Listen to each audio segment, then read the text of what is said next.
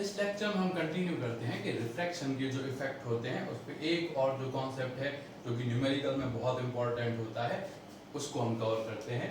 ये वाला कॉन्सेप्ट कहलाता है क्या? Normal shift. ठीक है, यानी कि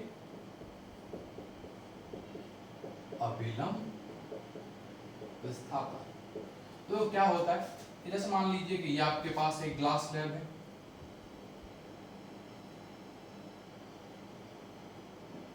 ठीक है, ये क्या है? कांच की कोई सिल्ली है, कांच की कोई पट्टी का है, इसकी मोटाई, इसकी थिकनेस कितनी है? टी। अब इसके सामने यहां पर कोई ऑब्जेक्ट रखा हुआ है ओ। तो देखो आपने देखा होगा ये कई बार कि जैसे मान लीजिए आप किसी कागज के ऊपर रखते हो कांच की स्लैब, तो आपको क्या होती है, वो कागज ऊपर उठा हुआ नजर आता है नहीं, ऊपर उठा हुआ नजर। तो देखो जो ये ऊपर उठ के जो ऊपर की तरफ जो उठता है, ये वाली जो चीज है ये क्या कहलाती है? नॉर्मल शिफ्ट, यानी कि अभिलंब विस्थापन कहलाती है। तो देखो ये ऑब्जेक्ट है ओ, और एकदम इसको अपन क्या कर रहे हैं, एकदम सामने से देख रहे हैं, मतलब नॉर्मली देख रहे हैं, अभिलंबित देख रहे हैं। तो ऐसी कंडीशन में ये वाला ऑब्जेक्ट ओ आपको पता है यहां नजर नहीं आएगा, क्या होगा? थोड़ा सा ऊपर की ओर उठा हुआ नजर आएगा, मतलब आपकी आई के पास में जाएगा, मतलब वो यहां नहीं आएगा। हमें जो इमेज नजर आएगी वो कहां नजर आएगी? यहां नजर आएगी। तो ऑब्जेक्ट यहां रहेगा तो उसकी इमेज कहां नजर आएगी? यहां पर नजर आएगी। तो देखो ये जो ओ आई है, ठीक है, ये जो अपना ओ आई है, ये अपना क्या कहलाता है? यहाँ पर नॉर्मल शिफ्ट कहलाता है, यानी कि अभिलंब विस्थापन कहलाता है। हमें सिर्फ ये देखना होता है कितना शिफ्ट हुआ। तो देखो जो नॉर्मल जो शिफ्ट है, इसका जो फॉर्मूला है वो होगा T into 1 minus 1 upon mu. जो आपका ओ आई जो शिफ्ट होगा ये टूवर्ड्स द क्या होगा? स्लैब होगा, मतलब कांच की पट्टी का की तरफ होगा, और कितना इसके अंदर शिफ्ट होगा? T into 1 minus 1 upon mu. तो ये वाली चीज जो है नॉर्मल शिफ्ट है, ये आपके कंपटीशन के अंदर बहुत ही ज्यादा यूजफुल है। रिफ्लेक्शन पे अब होने वाले कुछ जो इवेंट होते हैं, यानी अपवर्तन से होने वाली जो कुछ घटनाएं हैं उनको हम पढ़ना स्टार्ट करते हैं। सबसे पहला है कि ट्विंकलिंग ऑफ स्टार।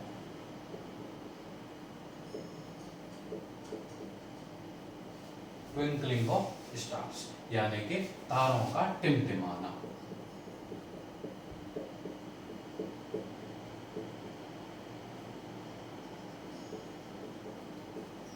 अब क्वेश्चन है ट्विंकलिंग ऑफ स्टार यानी कि तारों का टिमटिमाना क्या होता है, तो कैसे होता है? सबसे पहले ये देखते हो, हमें तो है क्या होता है कि हमें जो स्टार्स हैं वो स्काई के अंदर ट्विंकल करते हुए नजर आते हैं। हमें लगता है कि भाई ये क्या हो रहा है, इनकी ट्विंकलिंग हो रही है, टिमटिमा। लेकिन क्या रियल में ट्विंकल करते हैं? तो वो हम देखते हैं। तो देखो क्या है कि जैसे मान लीजिए कि ये आप हो, ये ऑब्जर्वर है, अर्थ के ऊपर खड़ा है, और यहाँ पर क्या है? हमारा एटमॉस्फेयर। ये क्या है? हमारा एटमॉस्फेयर है, यानी कि ये क्या है? अपना वायुमंडल है। ठीक है, अब देखो अब क्या होता है कि जैसे जैसे हम एटमॉस्फेयर में अर्थ की तरफ आते हैं, मतलब एकदम ऊपर की तरफ एटमॉस्फेयर है, और ऊपर से जैसे जैसे हम नीचे आते हैं वैसे वैसे जो एयर है, जो वायु है, इसकी जो डेंसिटी होगी, यानी इसका जो घनत्व होगा, ये क्या होगा? बढ़ेगा। तो सबसे इंपॉर्टेंट चीज है कि जैसे जैसे आप एटमॉस्फेयर में नीचे की तरफ आते हो वैसे वैसे एयर की डेंसिटी यानी कि वायु का घनत्व क्या है? बढ़ता जाता है। यानी इसका मतलब क्या है कि डेंसिटी बढ़ने से जो आपका मीडियम है, ठीक है, वो और ज्यादा क्या हो जाता है? डेंसर हो जाता है। यानी कि जैसे जैसे आप नीचे आते हो आपका जो माध्यम है वो क्या हो जाता है? सघन हो जाता है। मतलब ऊपर से नीचे आएंगे, देखो जैसे यहाँ पर हो तो ये वाला जो पार्ट है इस वाले पार्ट से क्या होगा? डेंसर, और तो ये वाला जो पार्ट होगा वो इस पार्ट से क्या होगा? डेंसर होगा। ठीक है, तो देखो ऐसे में क्या होगा कि जैसे मान लीजिए कि यहाँ से एक स्टार है, इस स्टार से आने वाली जो लाइट रेज होगी, ठीक है, वो क्या होगी? बार बार बार बार बार बार बार बार बार बार क्या होगा? इसका रिफ्रैक्शन होगा, बार बार इसका क्या होगा? अपवर्तन होगा। और जैसे मान लीजिए कि ये वाली स्टार से आने वाली एक लाइट फिर ऐसे मुड़ती हुई, ऐसे मुड़ती हुई, ऐसे मुड़ती हुई आपकी आई तक आ गई। ठीक है। अब देखो क्या हो रहा है, देखो जैसे जैसे ही देखो, अब जैसे मान लो स्टार है, तो स्टार क्योंकि बहुत ज्यादा डिस्टेंस पर है, तो वहां से आने वाली जो लाइट रेज है उनका अमाउंट क्या होता है, बहुत ही ज्यादा कम होता है। अब हम देखते कहाँ पर है, तो देखो आप ये चीज गौर करना है एक बार कि देखिए हमारी आई के हम देखो हम जहाँ देखते हैं ना, तो वो जो स्क्रीन होती है वो क्या कहलाती है, रेटिना कहलाता है। क्या कहलाता है वो हमारी आई का, रेटिना। अब जैसे मान लीजिए कि अभी मैं ऑब्जर्वर नहीं बना रहा, अभी मैं डायरेक्ट क्या बनाता हूँ, रेटिना बनाता हूँ। तो जैसे मान लीजिए कि ये मेरा क्या है, एक रेटिना। अब देखो ये वाले स्टार से आने वाली एक लाइट तो इस रास्ते से होते हुए यहाँ पर आई, तो अपने को अपनी रेटिना पर इसकी इमेज कहाँ बनी पहली बार में, यहाँ पर। अब अभी भी अपन इसी स्टार को देख रहे हैं, तो यहाँ से मान लीजिए स्टार, देखो इस स्टार से एक और लाइट आई होगी जो इस तरह से घूमती हुई यहाँ पर आई, और इसने कहाँ इमेज बनाई, यहाँ पर। इसी तरह से यहाँ देखो इसी एक ही स्टार है, अब एक ही स्टार से कई तरह की क्या हो सकती है, लाइट रेज आती है, और वो हमारी रेटिना पर क्या बनाती है, अलग अलग जगह इमेज बनाती है। तो सीधा सा कॉन्सेप्ट आपको ये याद रखना है कि एक ही स्टार से आने वाली लाइट रेज, एक ही तारे से आने वाली प्रकाश की जो किरण है, वो रेटिना पर अपनी जगह बार बार क्या करती रहती है, चेंज करती रहती है। इमेज तो एक ही स्टार की है, लेकिन उसकी जो जगह है वो क्या हो रही है, बार बार चेंज हो रही है। अब इस जगह के बार बार चेंज होने के कारण जो आपके स्टार्स हैं यानी कि तारे हैं, ये ट्विंकल करते हुए या फिर टिमटिमाते हुए नजर आते हैं। लेकिन अब गौर से देखिए, लेकिन हमें सूर्य और चंद्रमा तो नहीं नजर आते ट्विंकल करते हुए, तो ऐसा क्यों? तो देखो जैसे मान लीजिए कि ये हमारा क्या है, मून है, यानी कि ये हमारा क्या है, चंद्रमा है। अब इस मून से जो लाइट रेज आएगी, ये क्या होगा, इनका अमाउंट क्या होगा, काफी ज्यादा। ठीक है, तो आप गौर से देखो। अब क्योंकि स्टार तो बहुत ज्यादा दूर होते हैं, तो वहां से आने वाली जो लाइट रेज क्या होती है, बहुत कम। लेकिन मून हमारे काफी पास में है और सन काफी ज्यादा बड़ा है और पास में भी है, तो वहां से आने वाली जो लाइट रेज है वो क्या है, बहुत ज्यादा है। तो देखो अब जब ये वाली जो मून की जो इमेज है वो रेटिना पे बहुत बड़ा एरिया कवर करती है, समझ में आया? जो मून यानी कि चंद्रमा या जो सूर्य है, सन है, इसकी जो इमेज होगी रेटिना पे क्या करेगी, बहुत बड़ा एरिया कवर करेगी। अब मान लीजिए कि यहां से आने वाली लाइट रेज में थोड़ा बहुत शिफ्ट हो भी जाता है, तो भी जो इमेज में जो शिफ्ट होगा रेटिना पर, वो बहुत ज्यादा नहीं होगा। अब क्योंकि रेटिना पर इमेज में शिफ्ट बहुत ज्यादा नहीं हुआ, इस कारण से हमें सन और मून जो है वो ट्विंकल करते हुए नजर नहीं आएंगे। तो देखो सीधा सा क्वेश्चन ये है कि रेटिना पर जो बार बार इमेज अपनी जगह चेंज करेगा, तो वो चीज ट्विंकल करती हुई नजर आएगी, और रेटिना पर जब इमेज की जगह बार बार चेंज नहीं होगी, तो वो ट्विंकलिंग हमें नजर नहीं आएगा। स्टार वाले केस के अंदर एक ही स्टार की इमेज अलग अलग जगह पे बनती है रेटिना पर, तो ऐसी कंडीशन में क्या होता है कि जो स्टार है वो हमें क्या करता है, ट्विंकल करता हुआ नजर आता है, जबकि सन और मून की जो इमेज है वो इवन अगर क्योंकि उसकी इमेज बहुत बड़ी है, तो इमेज बड़ी होने के कारण अगर शिफ्ट जो होगा वो बहुत ही कम होगा, तो ऐसे शिफ्ट के कारण हमें जो है सन और मून जो है वो ट्विंकल करते हुए नजर नहीं आएंगे। अब देखो, अब रिफ्लेक्शन पे बेस्ड एक और फिनोमेना है, वो क्या है, अपैरेंट सन यानी कि आभासी सूर्य। तो क्या अपैरेंट सन होता है? हाँ होता है। तो देखो क्या होता है, सबसे पहले हम ये देखते हैं कि आखिर सनराइज और सनसेट क्या होता है, यानी कि सूर्योदय और सूर्यास्त क्या होता है। तो गौर से देखो, जैसे मान लीजिए कि ये अर्थ है, ठीक है, इस अर्थ में हम यहाँ पे खड़े हैं मान लीजिए, ठीक है, हम इस जगह पे खड़े हैं। अब देखिए क्या होगा, देखिए आपको पता है ना, ये वाली एक लाइन होती है इस तरफ भी और ये इस तरफ भी, कोई दिक्कत नहीं। ये वाली लाइन क्या कहलाती है,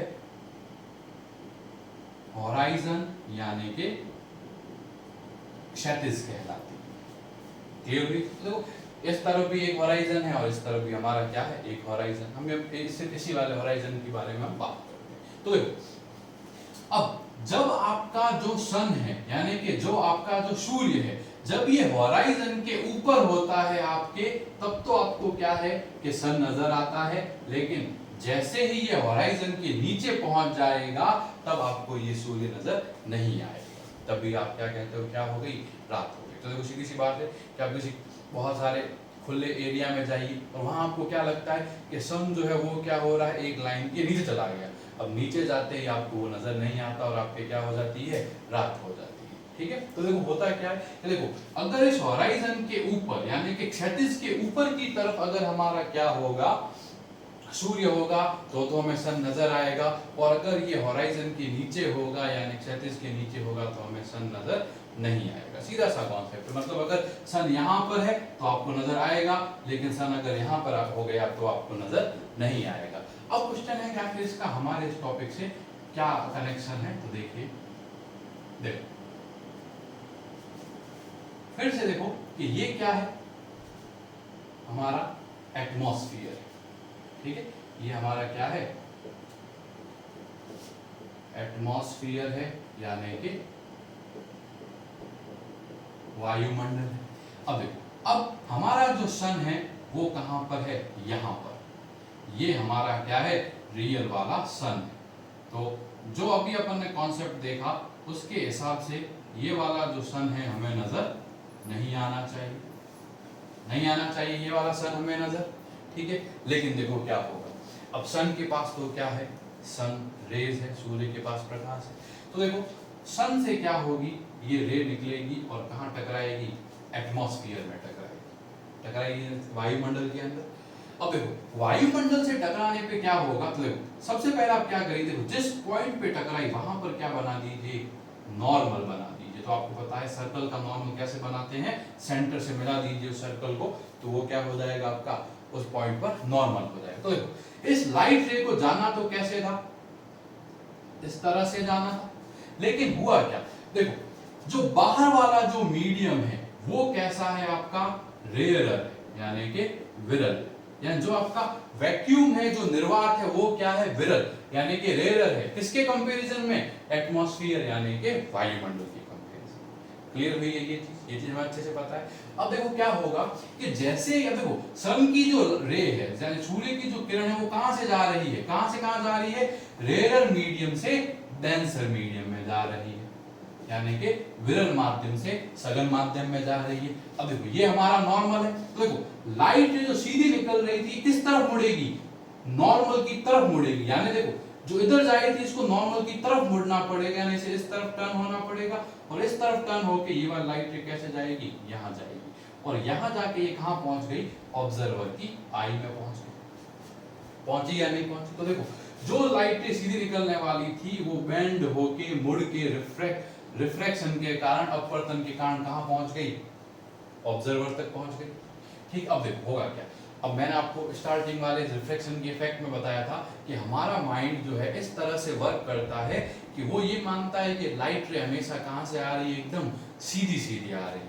ठीक है, तो देखो अब इस सन की लाइट यहां से मुड़ के यहां पर पहुंची, तो अब आपका जो आई होगी, आपका जो माइंड होगा वो इस सन की इमेज कहां बताएगा, आप इसको क्या करिए, तुम सीधा सीधा पीछे की तरफ ले जाओ, यानी यहां, क्योंकि देखो हमारे हिसाब से लाइट जो है, हमारे ब्रेन के हिसाब से लाइट कैसे आएगी, एकदम सीधी आएगी। तो देखो क्योंकि इस डायरेक्शन से लाइट आ रही है तो अपने को सन कहां नजर आएगा, यहां पर, यानी यहां पर अपने को क्या होगा, एक सन नजर आएगा। लेकिन एक्चुअल में सन कहां पर है, यहां पर। आपको जो ये सन नजर आ रहा है ये क्या है, इस सन की यानी सूर्य की क्या है, ये एक इमेज है, इसका एक क्या है, प्रतिबिंब है। तो देखो हुआ क्या, देखो रियल में तो सन हॉराइजन से ऊपर नहीं आया, रियल में तो जो सन है वो सूर्य है, वो क्षैतिज से ऊपर नहीं आया, लेकिन फिर भी इसकी एक परछाई हमें क्या हो जाती है, नजर आनी स्टार्ट हो जाती है, यानी कि सन राइज होने से पहले ही हमें सन क्या हो जाता है, नजर आने लग जाता है।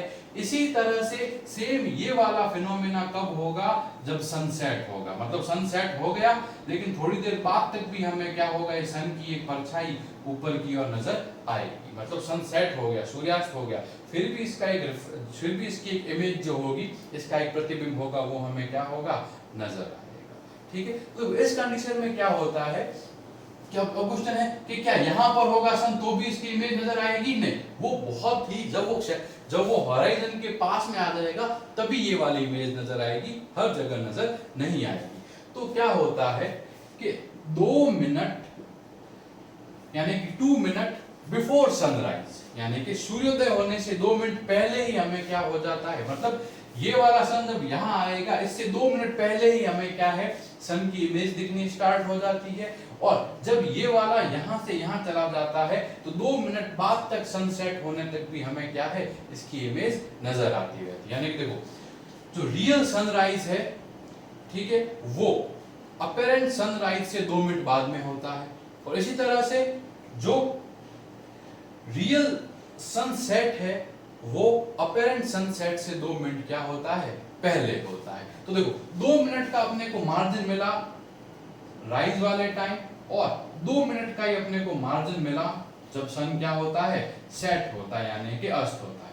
यानी एक तरह से यहाँ वाले 2 मिनट और यहाँ वाले 2 मिनट ने मिलके जो अपना डे होता है, यानी कि जो दिन होता है, उसके ड्यूरेशन में कितने मिनट का इंक्रीमेंट कर दिया, 4 मिनट का इंक्रीमेंट कर दिया। समझ में आई थी? तो ये जो 4 मिनट का इंक्रीमेंट हुआ है डे की साइज में, ये किसके कारण हुआ है, रिफ्रैक्शन यानी कि अपवर्तन के कारण हुआ है। तो ये सारे के सारे क्या है, यहाँ पर इफेक्ट है। इसके अलावा जो इफेक्ट है वो ऐसे हैं जो कि आप इजीली क्या कर सकते हैं, उनको पढ़ के समझ सकते हैं। तो जो भी मेन कॉन्सेप्ट है वो सारे के सारे यही